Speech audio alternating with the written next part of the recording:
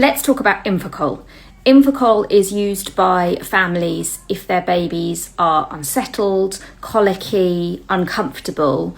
It's often a go-to, but does it work? Keep watching. So Infocol is simethicone, and simethicone is a silicone compound, and the idea is that it makes smaller gas bubbles in the gastrointestinal tracts. It combines them to make bigger bubbles that the theory is they're then easier for your baby to pass. There are lots of claims made about Infocol, not least by the Infocol manufacturers.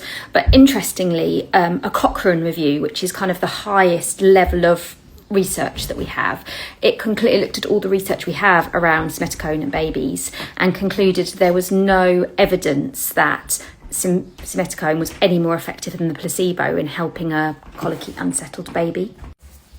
It's interesting because lots of families will swear by Infocol, but interestingly what the research tells us is that for families with an unsettled baby, often giving something can feel better than giving nothing. So even though the Infocol itself isn't actually doing anything to help your baby's unsettledness, uncomfortableness, the feeling that you're doing something to help them is what some parents feel.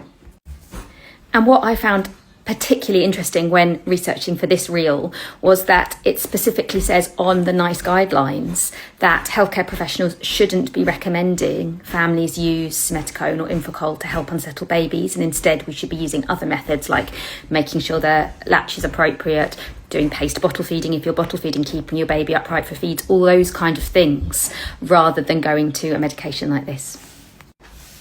So tell me your experiences of Infocol. Did you feel it helped your unsettled baby, or did you think it was a bit of a waste of time as well?